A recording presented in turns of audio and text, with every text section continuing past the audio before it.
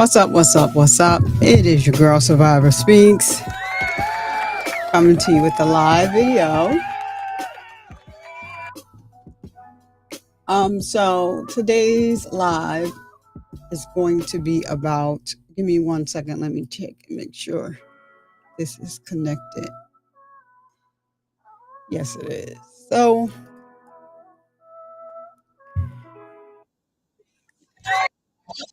So today's video, it's going to be somewhat triggering, but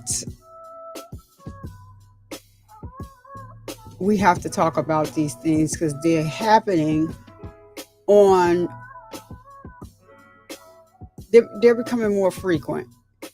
I don't know if they're becoming more frequent or because, we didn't have the internet before and now we do. And it's really, really a sad situation. But I do have a story here. This story is a heart-wrenching story of a 2-year-old who fell victim to an unthinkable tragedy at the hands of a trusted babysitter. This video explores the devastating impact on the family and community, shedding light on the importance of vigilance and awareness for parents everywhere. So I'm going to learn some crucial safety tips and understand the signs to watch out for, ensuring your child's safety. And that goes for all parents that let their children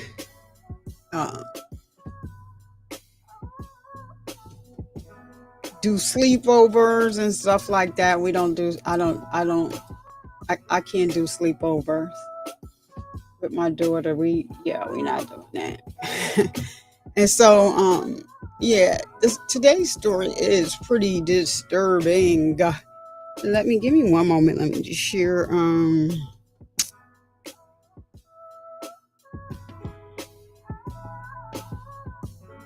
can't go there yet.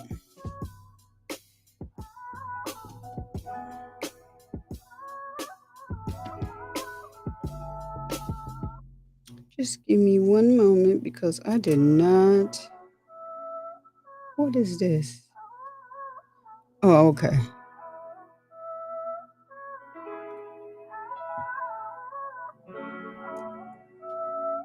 There are so many crimes being committed against our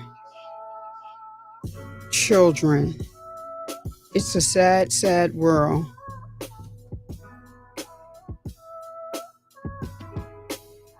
When grown men feel the need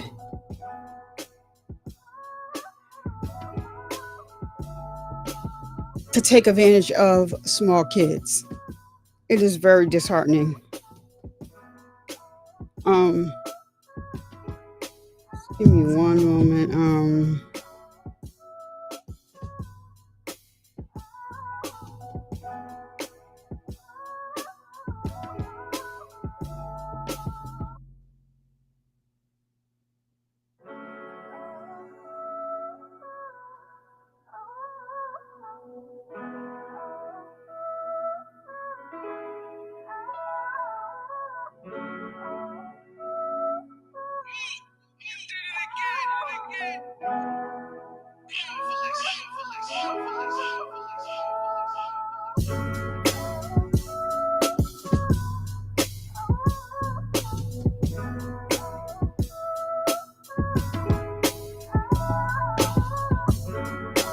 Let me see if I still got this link.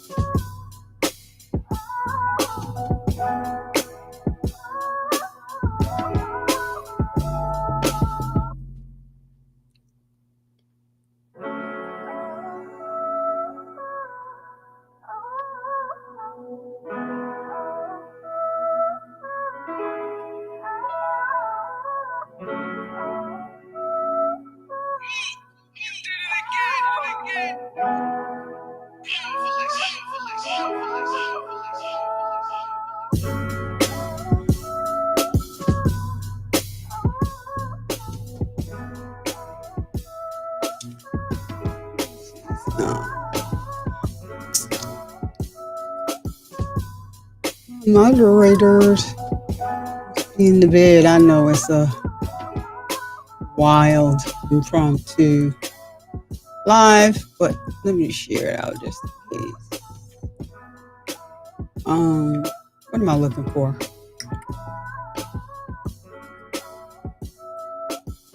Oh, I know what I'm looking for. It's crazy.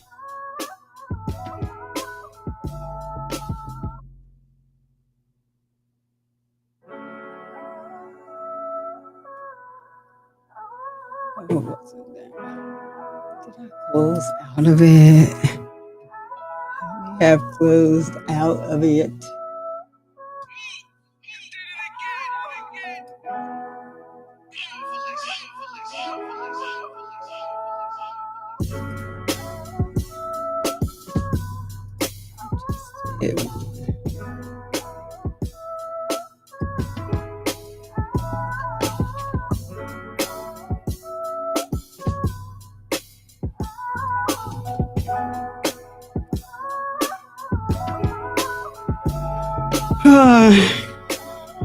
Now this thing want to get on my nerve. Give me 1 second. I am trying to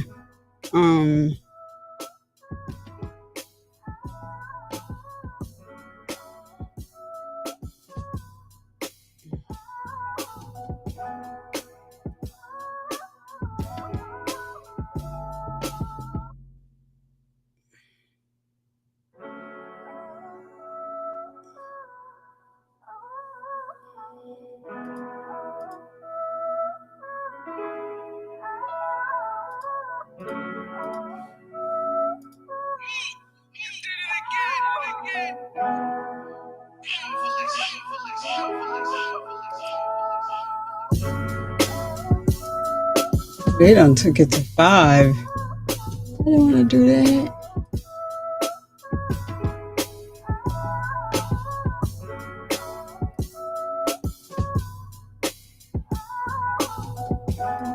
Yeah. All right. Maybe that's not it.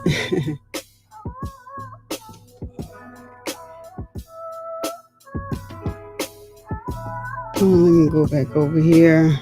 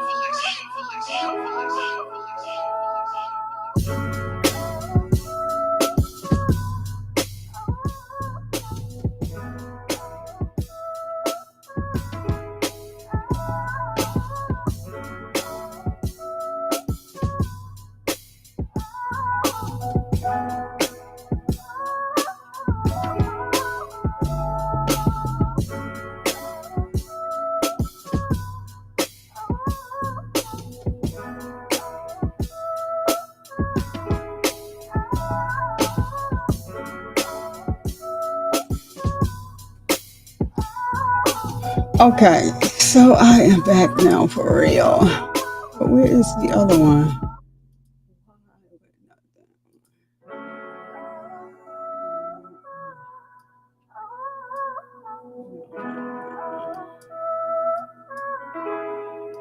This is crazy. So where is the other one?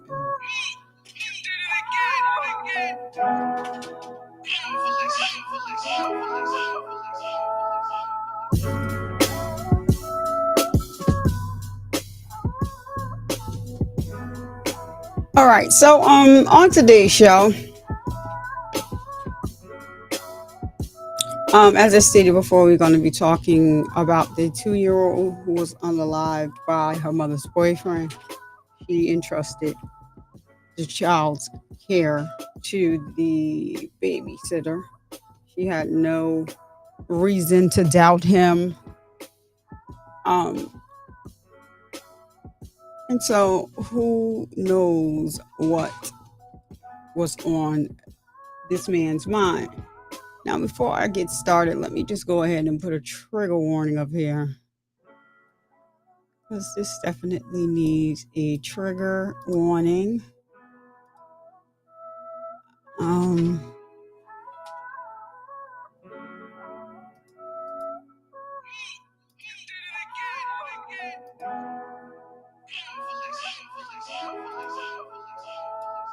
I did not ask for you.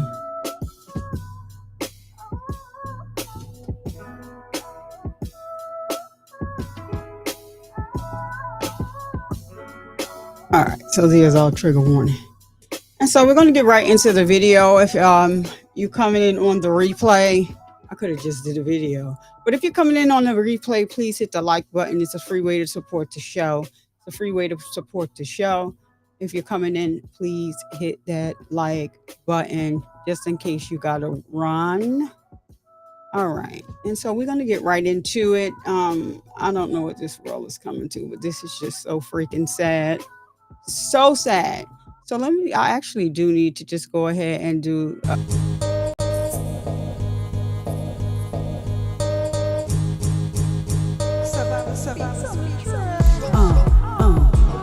Survivor Speaks is the name at the end of the day. People love me or hate me, I don't care either way. Breast cancer busted through like a leaf in the night. A cancer's ass was knocked out before the end of the fight. A champion coming through, knocking everything out. This is hard if you see, I do nothing for clout. Just like cancer, I'll let nothing take me out. So be respectful when you step foot inside of my house. So prepare to have your ass escorted on out. So hop up out the bushes, wipe your feet, take a seat, and get comfortable and chill with your girl. Survivor Speaks, yeah. Hey, hey, hey. Who, what? I'm Survivor Speaks. What time is it? What time is it? It's time for you to hit that like and subscribe button and turn on that notification bell so you get a notification each and every time that I go live. Yeah, it's Survivor Speaks and it's showtime, ladies and gentlemen. Thank you for being here. Peace, peace, peace.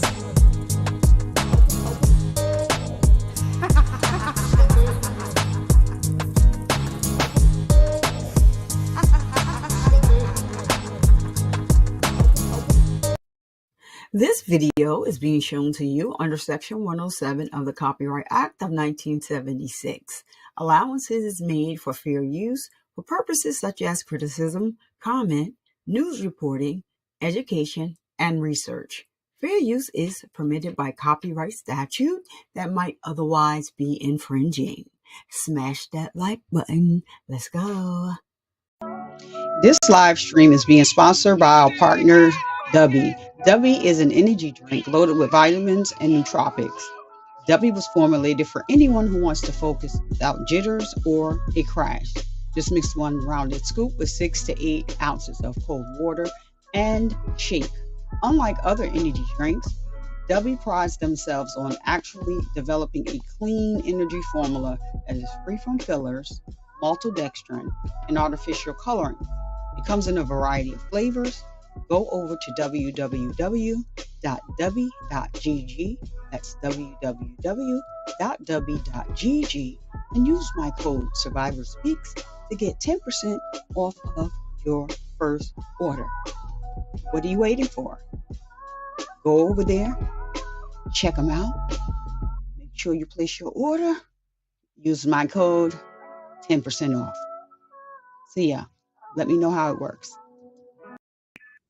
All right, and so now we're back. Thank you for letting me do a little housekeeping work, because I always forget at the end. So now let's jump right into this video. Like I said, the video is this baby was entrusted to someone that the mother thought she could trust, her boyfriend, and this is a little boy, and he sexually assaulted and all the other things. I'm just sick to my stomach at this point.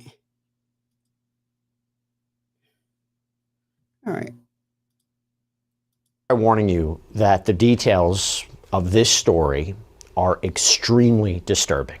It is every parent's worst nightmare. It's the kind of thing that you tell yourself could never, ever happen to you. You have a St. Louis mother, Bianca Wells, who left her 2-year-old son, Breon, with someone that she trusted completely, her own boyfriend, 21-year-old Nico Cotton. She went to work, believing that her happy, loving little boy was safe and sound. In fact, I'll tell you what, just look at this video of Breon that his aunt shared on Facebook, okay? This is the vibrant, joyful little boy that his family knew. Shake it.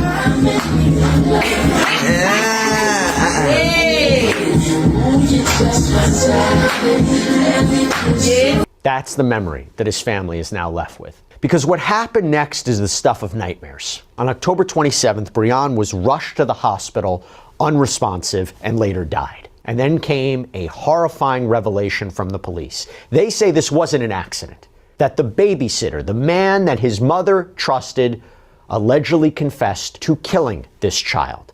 But he didn't just harm the child, no. Authorities say he sexually assaulted and strangled this 2-year-old boy. According to a probable cause affidavit, the medical examiner found that Breon had a lacerated liver. The cause of death was ruled a homicide from multiple. Would you look at there? Would you look at that baby?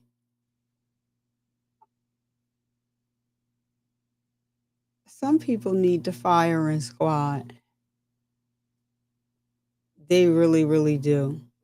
Need to bring back, for people like this. I can't believe how precious this baby is. Multiple internal and asphyxial injuries. So how does a story that begins with the laugh of this sweet little boy end like this? We've been digging through the court documents. We've been digging through the police reports to try to get just a picture here, a clear chronological picture of what happened, this case. So according to the St. Louis Metropolitan Police Department, this all started with a call for help. October 27th, it's around 10:40 p.m. Police were called to a house in the Mark Twain neighborhood for a 2-year-old boy who was unresponsive. Officials arrive. They rush this child, who again was identified as Breon Wells, to a nearby hospital where he was declared deceased. And now there are a few critical details here that we want to talk about, because police confirmed to local outlet Fox 2 that the 2 adults who were with Breon were not his parents. We have learned that this call came from a house where the child didn't even live. According to a probable cause statement, the man watching him, again, was Bianca Wells' boyfriend, 21-year-old Nico Cotton, and police say Cotton told them he was the, quote, sole caregiver for. He does not look 21, number one, and number two, he looks like he's crazy. He was the sole caregiver. I hope that's just something he's saying. The child on October 27th and had been there for several days. Now, initially, the child abuse unit took over the investigation, deeming the circumstances suspicious. The adults present, including Cotton, they were questioned and released pending that investigation. But the break in the case came from the medical examiner's report 2 days later. Why? October 29th, the medical examiner's office said that the little boy's body had evidence of strangulation as well as other injuries. The report ruled the death a homicide, finding Breon died from, quote, multiple internal and asphyxial injuries, including a lacerated liver, and also showed signs of sexual assault. So with this evidence, the case was then transferred to homicide detectives. And faced with these findings, Nico Cotton turned himself in on October 30th. It was then, according to the probable cause affidavit, that he allegedly confessed, admitting to sexually assaulting and strangling Breon. Now, he has since been charged with second-degree murder, forcible sodomy, statutory sodomy, abuse of a child resulting in death, and it is in that probable cause affidavit where the alleged confession becomes even more disturbing and even more graphic and even more specific. The document states that after being read his rights, the defendant, Nico Cotton, and that progression's important, right? Allegedly saying this after being read his rights, that is when he didn't just admit to the assault, he detailed it. And this is so beyond disgusting and graphic that we're not going to read you the whole thing in its entirety, but essentially, police claim. So, trigger warning to anybody in the chat. Let me put it on the screen. So they said that the girlfriend was at work. She trusted him to watch this, her baby while she was at work. and so was on demon time. I didn't watch from this point on, maybe a little in the beginning. I haven't watched it, so I'm going to be talking about and reacting to the video with all of you. But this is so crazy. Please hit the like button if you came in. You may have forgot. You may have to run. So, being that I'm getting back into the swing of things, I can use all the help I can get. Thank you. That Cotton engaged in sexual activity with this child, this 2-year-old child. Wow. And during that activity, he, quote, bit and strangled the child. The child's death was the result of the multiple injuries he suffered during the sexual assault. It is a level of alleged brutality that is almost impossible to comprehend, especially when you remember, again, that vibrant little boy at the center of it. So following Breon's tragic passing, his aunt shared these videos to show the world who this little boy was. Do you know how long it takes to strangle somebody? He strangled this baby. Why do you laugh like a grown man? No.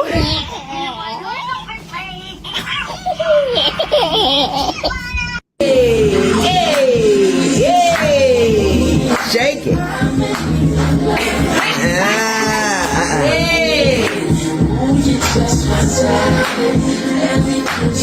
Again, that laugh, those clapping hands. This is the child that his family is now forced to mourn. In her grief, Breon's mother, Bianca Wells, told KMOV that this feels like something out of the TV shows that she watches, saying, I watch Law & Order all day, so to feel like this is me and this is my baby, the happiest baby in the world, he doesn't deserve this. It feels like my heart is shattered. It doesn't feel like I have air in my lungs right now. She also shared a message for other families, a warning born from her own tragedy, saying, support your family, be there for them, because you could be like me and have nothing. She also told the outlet that one of the only comforts she has is that Breon is in a better place with his father. The boy's godmother, Latoya Johnston, told the St. Louis Dispatch that Wells didn't have much support. That's why she left him with someone she trusted while she worked long shifts. Johnston told the paper, quote, she was not a bad mom. She was a trying mom. There's no book on parenting. There's no foundation of knowing how to take care of a child. She was trying, and she had the love and support of people trying to help her learn. Now, Nico Cotton remains in custody, again facing these charges of second-degree murder, forcible sodomy, statutory sodomy, abuse of a child resulting in death. I think it's important once again to remember to say what these charges are, and now we want to talk about it.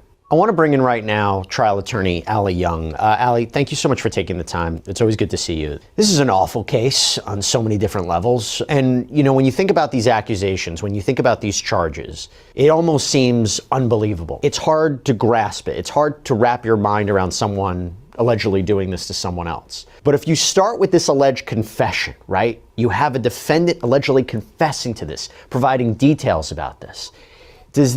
Is that just handing the prosecution a conviction on a silver platter? And you also have to wonder, why would someone confess to this? I mean, for this case, thank goodness. You know, if he really did this, you get a conviction easily. In a terrible situation, probably the cleanest resolution you can have. But isn't it interesting that he would allegedly confess to this and why he would do it? Yeah, I mean, you'd hope that this will help put a nail in the coffin of a conviction here on all counts. But at the same time, you have to wonder, why just walk in and give a Mirandized statement and say, yeah, you did exactly what they are alleging you did to this young boy? It's heinous. It's hard to understand. And it just hurts people's hearts that read the probable cause statement, the charging document, that read any news articles regarding it. So it definitely leaves you wondering why he would just make a full confession to it. Do defense attorneys say, hey, even if the police say that he confessed, we can try to show coercion, his mental state? I mentioned the progression, right? If he allegedly confesses after being read his Miranda rights, do they try to say, hey, the Miranda rights weren't read properly, he didn't hear them, he didn't understand them? I mean, what are avenues that we could potentially expect from a defense attorney? Sure. We'd look towards whether or not the Miranda warnings were given appropriately, first off. So then you would hope that the police gave them at the appropriate time. They weren't asking guilt-seeking questions prior to giving Miranda. But then afterwards, we would look to see what kind of what the interview looks like. I mean, is the interview open-ended and letting the defendant or potential defendant kind of just give his story? Are they force-feeding him these answers? You'd look to see if it's a false confession. I mean, we hear about that on Dateline all the time, things like that about a false confession being given because of a low IQ, a low understanding or cognitive ability to really speak on behalf of oneself. And so if a police officer or detective is sitting in an interview being very forceful with someone with low cognitive abilities and insisting that they did something over and over and over again for a lengthy period of time, we might look to see if that confession was coerced or not voluntary, as we would say. But even if you put the confession to the side, the evidence seems overwhelming. Aside from where the call was placed, right? The call, that in and of itself, this young boy, this baby essentially was, where he was. The medical evidence, overwhelming. Strangulation, lacerated liver, signs of sexual assault. When we talk about this in a child victim as opposed to an adult victim, there are less alternative reasonable explanations for why this would, unless they're saying the medical evidence is completely wrong, right? We're going to bring in our own medical examiner, our own pathologist to say this, these conditions didn't exist. How does a defense attorney fight against this? It seems pretty overwhelming, no? No, there's no denying that this child was abused severely. I mean, there's not a medical expert in the state of Missouri that's going to come in and deny that this child was abused. What the defense attorney would look to do if they're going to try and fight these charges is whether or not the defendant had sole custody of the child during the entire course of when the abuse could have occurred. So I know in the probable cause statement, it does say that he says he had sole custody of the child for a number of days, but we would look to see if that's an accurate statement or not. We would look to see if there was anyone else that could possibly do this.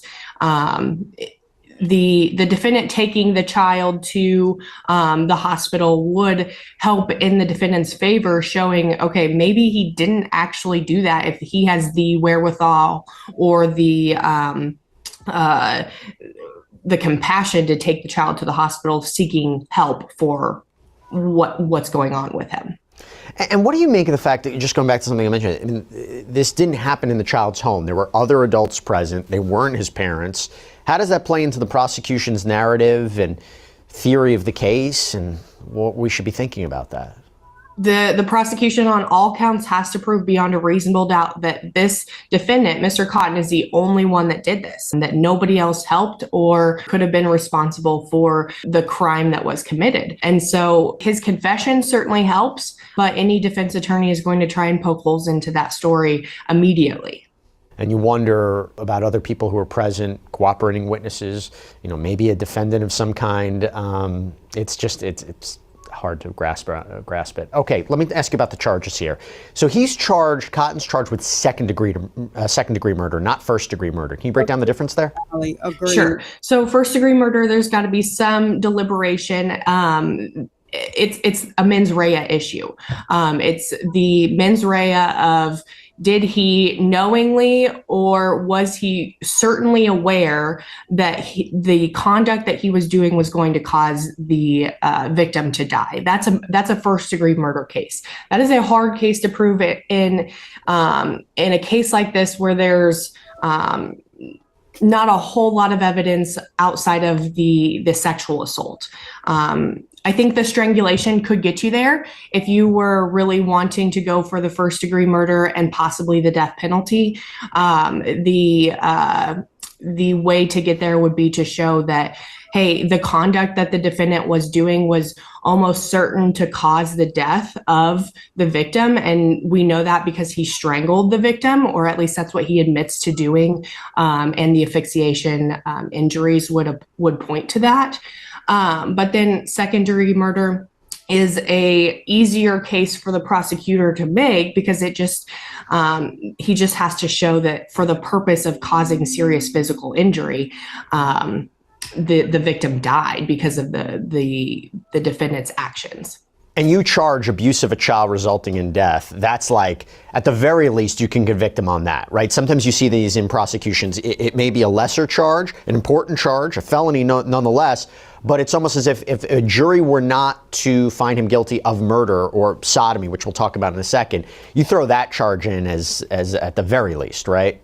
Sure. And a common, I would say, abuse or neglect of a child in this situation is not necessarily a lesser charge, because based off the statute in Missouri, murder in the second degree is a range of punishment of anywhere from 10 to 30 years, which is a 30-year sentence is a life imprisonment, right? Right. Abuse or neglect of a child is the same, a 10 to 30-year sentence. However, under the statute, if a child dies as a result of the defendant's conduct, the defendant is not eligible for probation and parole until they've served not less than 15 years of that sentence. So they have to have at least a 15-year sentence on that Class A felony of abuse and neglect of a child. On murder too, there's no minimum as far as the 10 to 30 range. I appreciate you making that distinction. It's important. Talk to me about forcible sodomy and statutory sodomy. Aside from the human perspective of it's hard to grasp my head around that when you're talking about a young child and how disgusting that is, legally speaking, why charge two different counts of sodomy here? Sure. It's kind of, in my opinion, it's kind of just throwing the kitchen sink at them. They're the same exact charge outside of just one different element of each side. So on sodomy in the first degree, it's an unclassified felony, but it's charged as an aggravated offense. So under that count, they have to prove forcible compulsion. In order to do that, they just have to show that physical force was used to overcome a reasonable resistance. So it would be reasonable for anyone to imagine that a victim, a child, anyone else in that position would have used some sort of resistance to the defendant's conduct. So you get there pretty easily.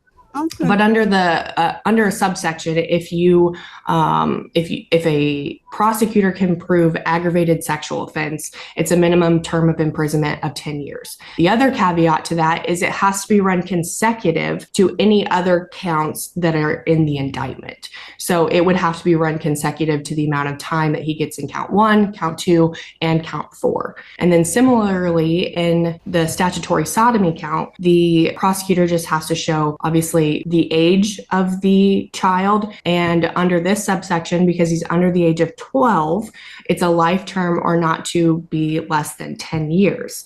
And so under those two unclassified felonies, they both have to be run consecutive to one another.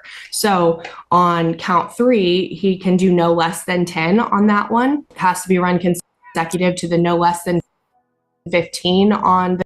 He doesn't look like he can watch an onion, let alone be a caretaker for a baby. What? I feel so bad for this baby. The count 2 has to be run consecutive to the 10 to 30 on count 1, and then has to be run consecutive to whatever no less than 10 on count 4. So the amount of time that he's looking at just by these 4 counts based off of the way the statute reads in Missouri, it's a large amount of time just based off the minimum. Yeah, and if he did this, good. That's exactly what he deserves. Now, he was, our understanding is he was initially questioned and released, then turned himself in later on. Is that an interesting timeline to use? Does that raise questions about how investigators maybe handle suspicious deaths before they have official confirmation there was foul play here?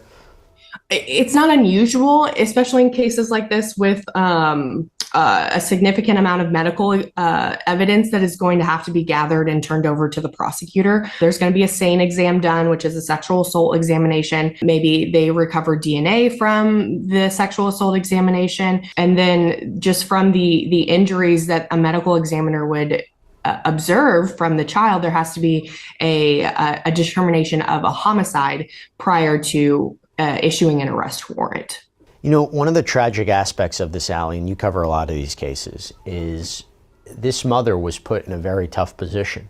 And there's been, you know, I mentioned before, when you have a lack of resources, maybe a lack of support, you're a mother who has to work. Who do you trust your child with? This is a horrible, horrible case. It is a tragedy. Our hearts go out to this mother, to this family. I don't even know what the lesson is here. I don't even know what could have been done differently. When I saw this case, it's like, how could you imagine something like this would happen? And I don't know what the takeaway is.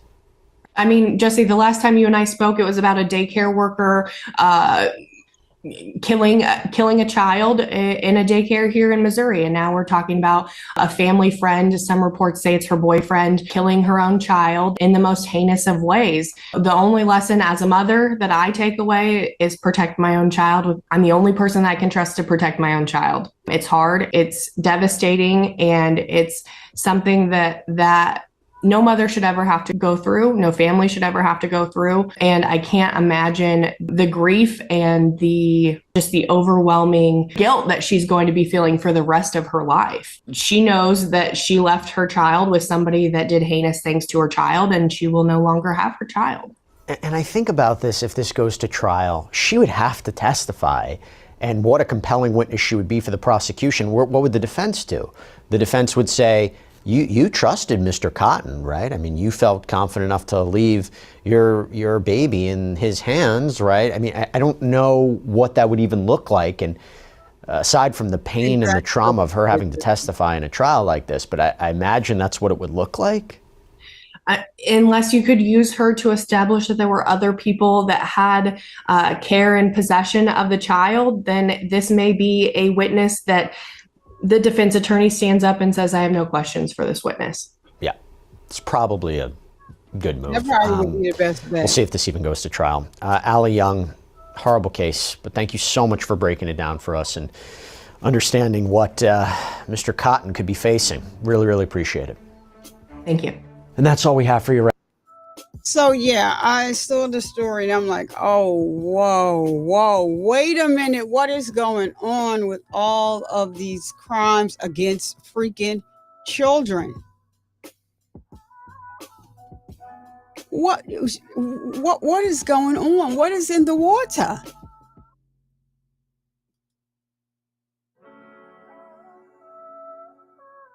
So I'm speechless. I am definitely speechless. What in the whole entire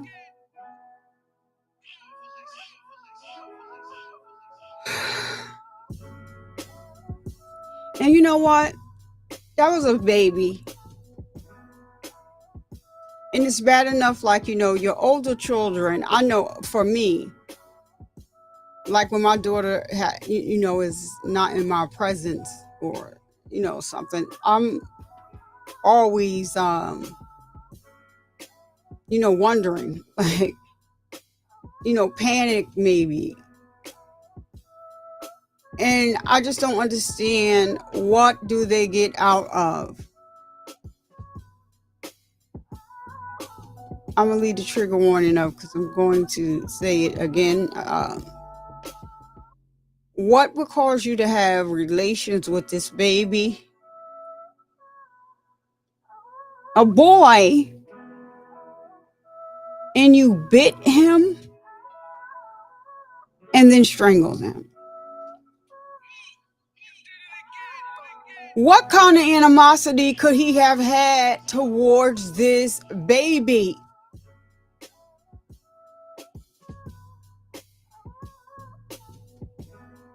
The lesson in this is be careful who you bring around your children or, even around yourself. That's the lesson in this. You know, we can take that from this tragedy. There is no way in the world that baby should be unalived right now at this point. And the way he was unalived, it's crazy.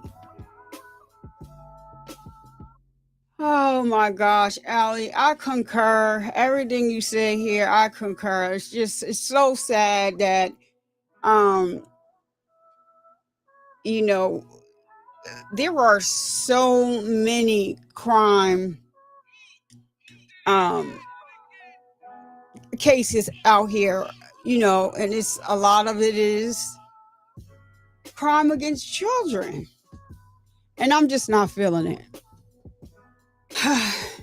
But I'm going to try and watch this case to see where it goes. If he goes to trial, if he takes a plea deal. If he takes a plea deal, they still give them like a hearing. He still gets a hearing, and people get to read impact statements, you know, that they may have written, and you know, and I hope that the judge just let them say what they want to say to them. Most judges do, but you know, I've come across a couple, you know, judges that's like, no, how are you going to tell them how to feel?